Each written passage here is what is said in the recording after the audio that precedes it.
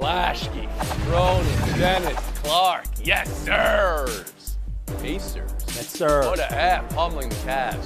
Thunder on the ropes, but we're able to come back. But panel, ask me what the two results take a back seat to. Tony, what is the timing? The timing of that Nuggets Thunder game. The timing of this hit. The timing of that goal. The timing of this review. We're all about time. Let's go around the horn. It is about time. Good timing. Glad they got JP shows up around the horn. Series finale next Friday, May 23rd.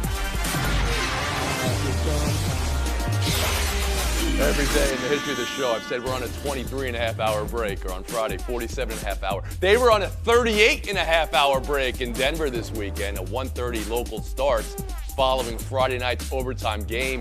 Woody said the NBA should be ashamed of itself. Sloppy, tired ball.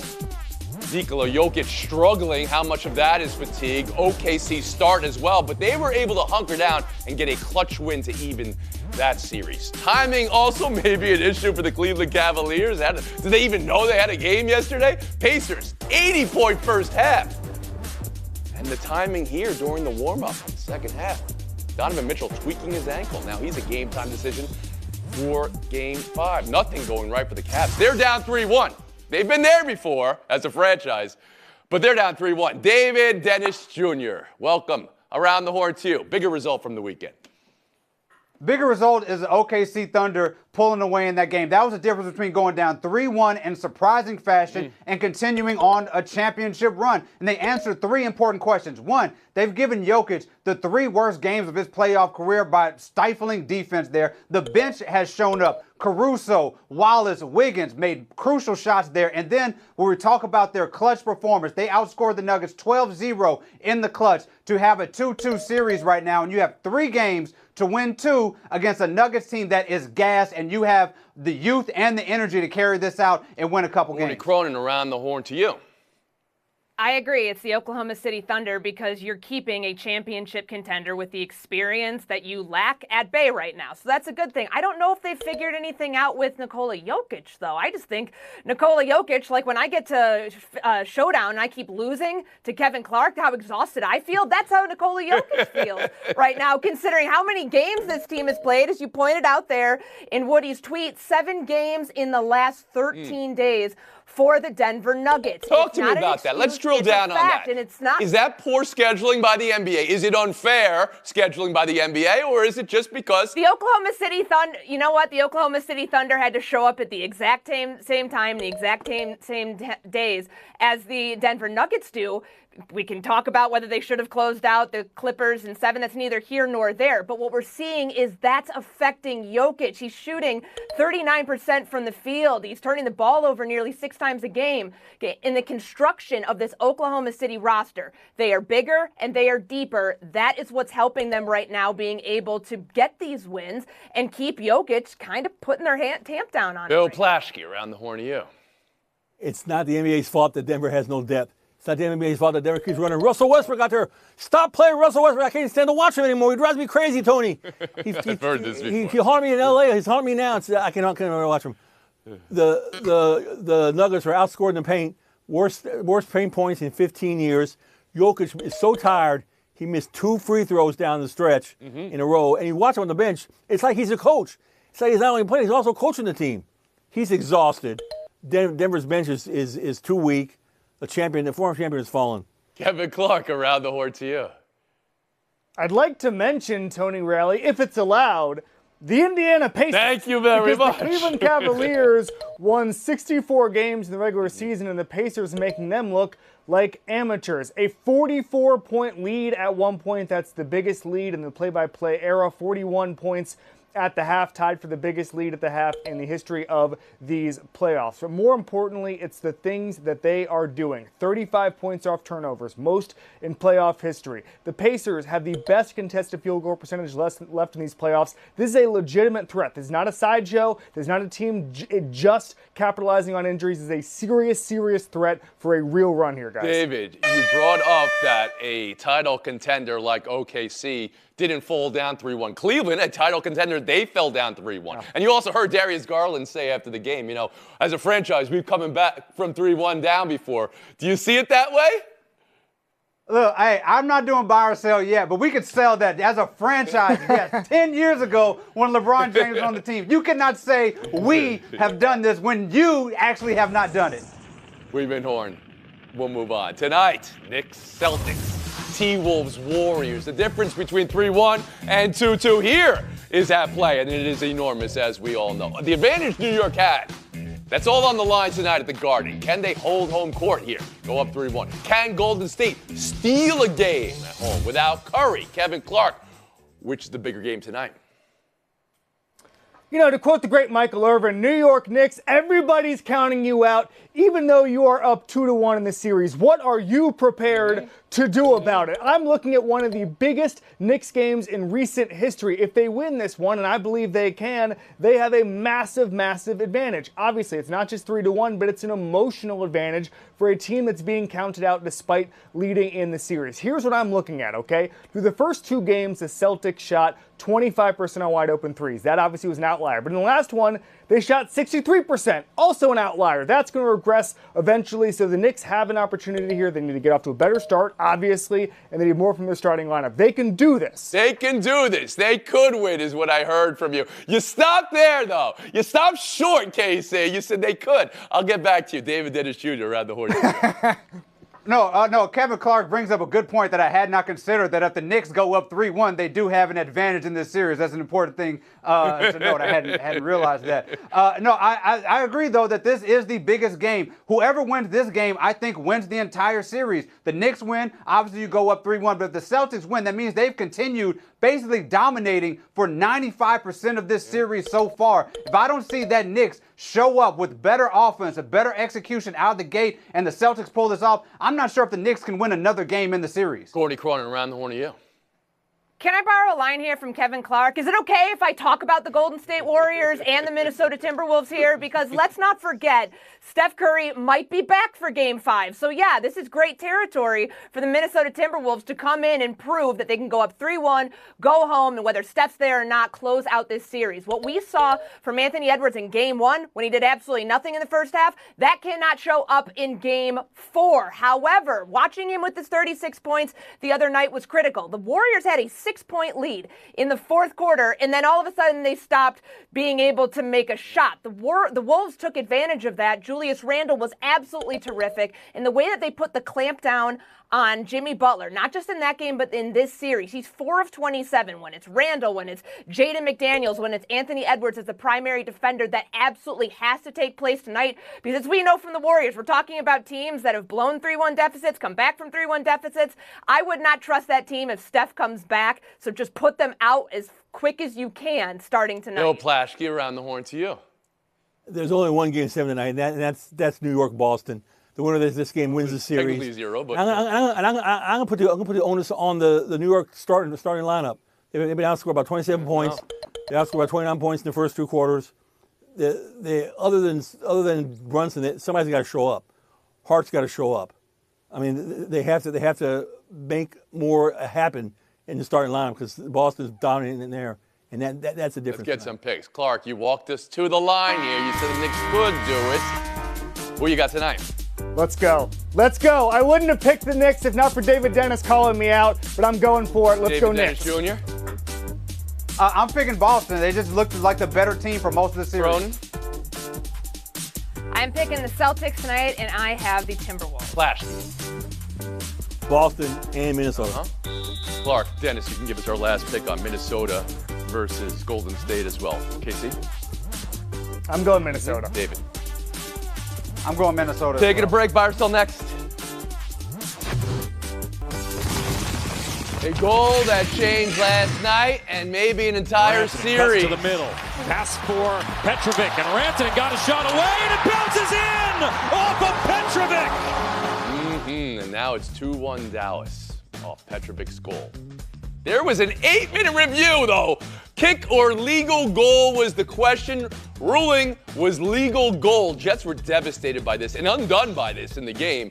And again, an 8-minute review. Bill Plaschke, buy or sell that goal? I'm buying the goal. It's a good goal. I'm buying what happened afterward. 49 seconds later, Dallas scored. Yeah. The Jets fell apart. They shouldn't have happened like that, but they did. Courtney Cronin, around the horn of you. Well, I'm going through the NHL rule book right now, so I can understand why it took them 8 minutes to decide this whole thing. It was absolutely He's a prop comic. I had no idea. Like that ever again. There was not a deliberate act to kick the puck into the net. The officials ruled that on the ice. They didn't need 8 minutes to go through this whole thing. What it really boils down to is what Bill said happened after that. You've got stars on this team, from Harley to Ottinger to Mikko Rantanen, who has been absolutely tremendous in this series. So even if they're not at their full deck, they're still outdoing teams. This is a collapse by the Jets. David Dennis Jr.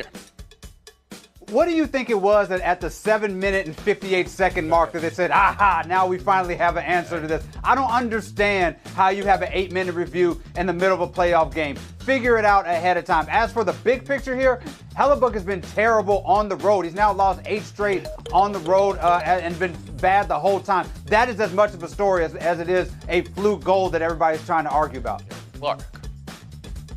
Yeah, rule of thumb, it should never take longer to do a review than it takes me to beat Courtney Cronin in Showdown. That's about the length of a review that should take. Having said that, another rule of thumb is if you're reviewing a Connor Hellebuyck goal in these playoffs, it's probably a legitimate goal. This is the 4th game where he's allowed 5 goals or more.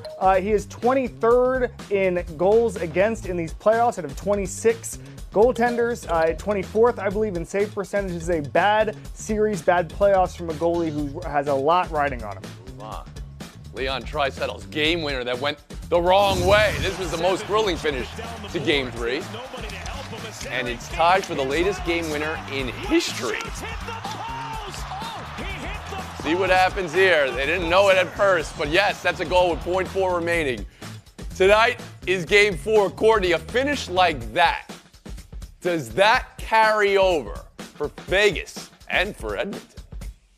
You know, I don't think so. Edmonton's back at home. We did see the carryover effect in Game 7 for the Jets series, but that was actually in the game and why that allowed them to win into overtime. To me, Leon Draisaitl that had his worst game as an Oiler. Stuart Skinner is back in net again because Calvin Pickard can't play because he's injured. That's a problem. You had an .833 save percentage. It's not a great spot to be in if you're Edmonton, but I don't think it has anything to do with last game. Just how I feel like Kevin Clark making Showdown today doesn't have anything to do with maybe Teddy trying to get into the honor roll. What's happening right here? I'm not sure. David Dennis Jr. Look at this fire. Wow. I don't know what's going on between those two. I think the only carryover, I don't think there's going to be a lot of carryover with the Oilers here, especially because this team knows how to fight back from adversity. They just had a 6-game run of comeback wins, and they have the type of stars that they have. I think that they can recover from this. They're still up 2-1, by the way. Clark?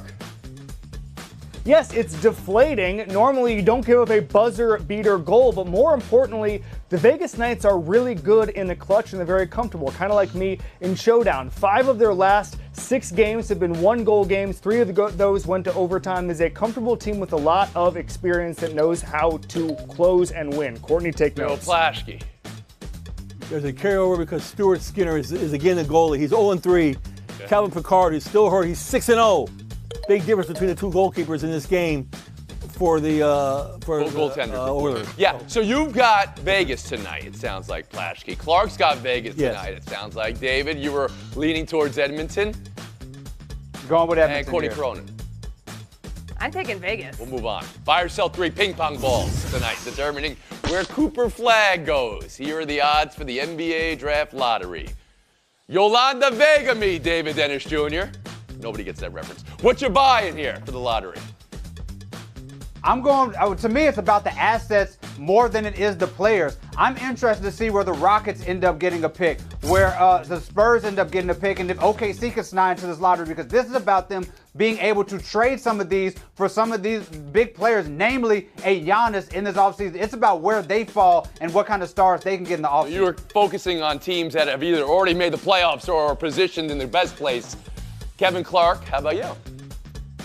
It's not about the assets, it's about the player. It's about Cooper Flagg and his ability to turn around any of these franchises. Having said that, I'm an Orlando Magic fan. I sat around and watched the Magic lose and lose and lose and never get the first overall pick. It took about a decade of losing for that to happen. So I'm not expecting a team like the Jazz or the Wizards or the Hornets to get number 1 overall. Give me the Spurs. Give me a modern NBA dynasty. Wembanyama's going to change the sport. It starts tonight. Flashkey? This is all about Philly. If they get the first 6 picks, it's theirs. If they don't, the pick goes to OKC. Can you imagine OKC drafting 7th in this draft with all the talent they have? Philadelphia's got to get the first 6 picks. With the news that came out today about Giannis maybe wanting to go somewhere else, I can't help but think about the Lakers. teams that are tied to potentially landing him. And if you get the number 1 overall pick in this draft, if you're Utah, if you're Charlotte, are you a team that wants to trade Cooper Flagg? No, but what about one of the more established teams? What if the Rockets get this with one of their 2 picks? What about the San Antonio Spurs? I know we're thinking about the future here, but the future's around a 30-year-old star who wants out of Milwaukee. So and you could very would well take be tied to a team Giannis that right gets now the draft over assets Cooper that Flagg could be right tradable. now for one of these lottery teams. That's interesting. From Flashkey, did you just mutter in the background when Courtney brought up Giannis maybe going somewhere else? Lakers. It's a perfect trade. The Lakers can do it. They put all the assets in there. Flashy, Austin Reeves, Perfect trade. Muriel Hachimura, a lot of draft picks. You're running the show. That's it for Bill. That's it for Clark. Although we don't get that Clark Cronin showdown because it's David Dennis Jr. and Courtney Cronin in 2 minutes. Courtney, you just alluded to Giannis. Here's Shams on Get Up. Sources tell me that Giannis Antetokounmpo, for the first time in his career, is open-minded about exploring whether his best fit moving forward is outside of Milwaukee. I'm open-minded. You're open-minded. David Dennis Jr., how do you hear that?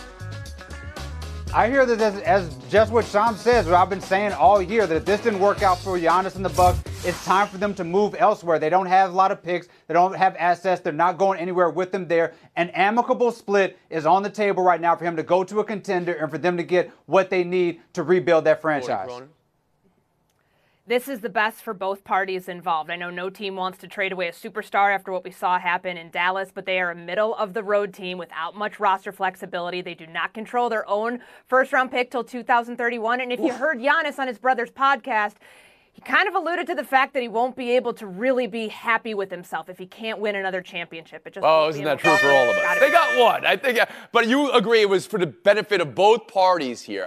Give me one destination, David. I heard Courtney say Houston before. Give me one, David.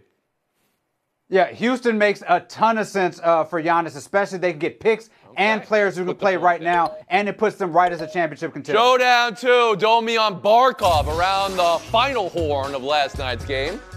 Florida series evening win. No suspension for Domi, but he was fine. But both teams were Barkoving at each other. After this, David, I asked before in a goal, I'll ask now in a hit, does that have carryover in the series?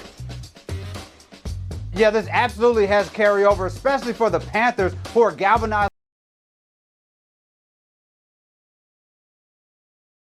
for this last topic. I'm sure David Dennis Jr. is as well. Let's go! Showdown 3. Pablo Torre finding out about Bill Belichick in the last week. This is a story that's been going on for weeks with Bill Belichick, his girlfriend Jordan Hudson. And today, Pablo on the Dominique Foxworth show, another friend of ours, went so far as to say there's an absolute real chance Belichick won't make it to UNC's opener against TCU. Now, this is very interesting to me because one David Dennis Jr., as we're seeing on the screen here, earned, and I say earned, a 501-point negative number when he said Belichick would not take the UNC job. There was an asterisk. He said he wouldn't make it to the sidelines, but this is where we are. David, tell me how you're feeling right now. Well, what do we have here? Looks like somebody may be getting his points back. I don't know what you're doing on June 1st, Tony Reale, which the date June 1st? No, we got to make it to September. I'm coming to the seaport to triple down on my Double points. or nothing. I'm coming there on June 1st. All right. Give it to me. That's all I wanted to say there. You can go ahead. Yes, go ahead. Go ahead and give me David's points on this, because there is no way in hell that Bill Belichick is not going to be coaching this fall. When we come back in September, I want those 501 points back with interest, Tony. Gordy Cronin, take the FaceTime. First part of the FaceTime, please. I don't know how many more chances I'm going to have to sit in this winner's chair, but I want to give an ode to the writers of Around the Horn. The show was built by writers, the people who were at the games, in the locker rooms, talking to players, which formed their opinions on the show, whether they praised them or whether they ripped them. And they still came out here every day and they delivered. I was once told that any gas bag can get on TV and spout off a take, but it's the people who can explain something with empathy and nuance who are the real difference makers. So to the writers, I've had the privilege of sitting alongside on the show. Bill Plaschke, J.A. Adonde, Woody Page, Frank Isola, Kevin Blackstone, so many more of you. Thank you. You are what made this show as great as it was for 22 and a half years. You see that, Bill? Look. Yeah. Oh, thank you for that, Courtney. We'll still back tomorrow. 23 and a half hours.